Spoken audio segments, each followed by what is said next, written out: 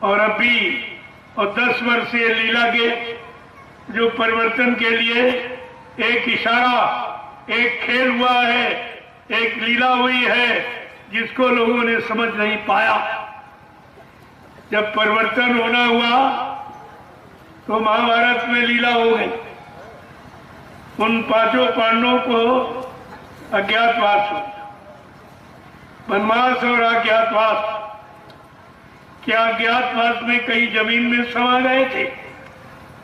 सबके सामने रहे, थोड़ा थोड़ा रूप बदल लिया और काम, और सब बेचारे सबके सामने बने रहे, लेकिन किसी ने पहचान नहीं।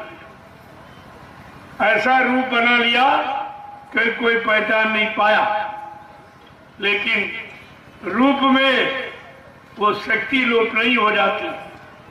रूप तो बाहरी आडंबर है, बाहरी पर्दा है, लेकिन जो शक्ति है वो अपनी जगह पर रहती। पर्दा डालने से शक्ति कहीं चली नहीं जाती, शक्ति का ह्रास नहीं हो जाता, शक्ति कमजोर नहीं हो जाती, वो अपने समय पर पूरा काम करती। तो लोग नहीं समझ पाए, तो देखिए कितना बारीक काम। कुछ 14 वर्ष 12 वर्ष का वनवास से क्या था, 13 वर्ष व्यतीत हो गए, कोई नहीं जान पाया। अरे अभी तो 10 वर्ष हुए, अभी 10 वर्ष हुए हैं लीला के। तुम क्या समझ जाओगे, क्या समझ पाओगे?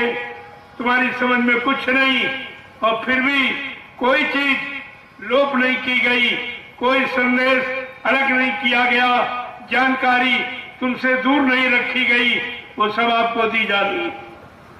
तो इस पर विचार करना चाहिए। अगर विचार करते रहते तो प्रेमियों, ये दुख और तकलीफ और ये विघटन जो परिवार का हो गया, गुरु परिवार का, ये विघटन नहीं होता, ये बिखराव नहीं होता। लोग आपस में एक दूसरे के प्रति प्रेम समाप्त कर दिए हैं। वो सत्संगी का रिश्ता भूल गए, गुरु भाई का रिश्ता भूल गए कि गुरु भाई का क्या व्यवहार होता, सत्संगी का सत्संगी के प्रति क्या व्यवहार होता।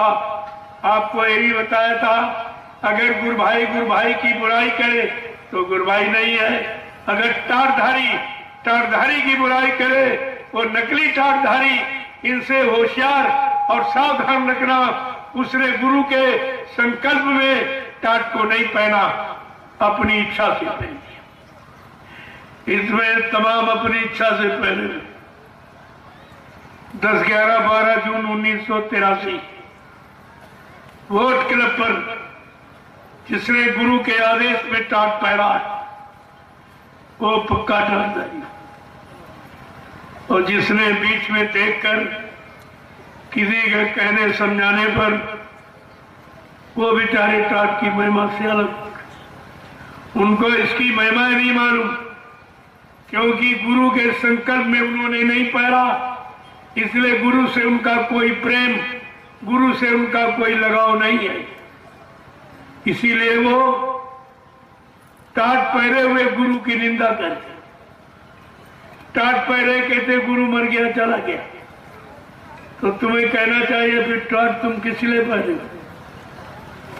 जैसे स्त्री पति के लिए श्रृंगार करती है, जब पति मर जाता है तो परिवार के लोग श्रृंगार उसका छीन लेते हैं। इसी तरह जिन्होंने गुरु के आदेश पर गुरु के लिए टाट पहना है वो पक्के टाटधारी हैं, और जिन्होंने अपनी इच्छा से पहन लिया है वो तो विधवा स्त्री की तरह है।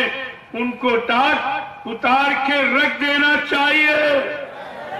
मैं आगे आने वाली ये भारत की जनता तुम्हारा टाट बोरा नोच के फेंक देगी, क्योंकि तुम टाट का अपमान कर रहे हो।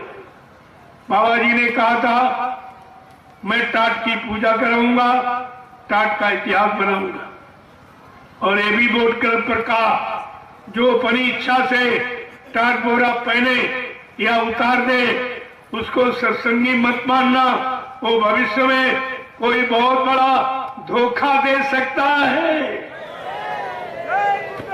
आप ये क्यों नहीं समझ पाए? अपनी से इच्छा से टाट बोरा उतार के फेंक दिया झटके में और झूठे मान सम्मान के लिए गुरु का बहाना बना लिया और गुरुवाई करने लगा। अरे तुम्हें यह सोचना चाहिए कि बाबा जी ने हमेशा यही सत्संग में कहा कि बच्चा सब कुछ बनना, शिष्य बनना, सच्चे मुरीद बन जाना, सच्चे भक्त बन जाना, लेकिन कभी गुरु मत बनना, ये काम मत करना। इसका बहुत बड़ा खामियाजा जो 7 जन्म आगे 7 जन्म पीछे जीव के पाप कर्मों को धोना जानता है, वो गुरु बनेगा, वो गुरु का काम करेगा, वो भी गुरु के आदेश पर।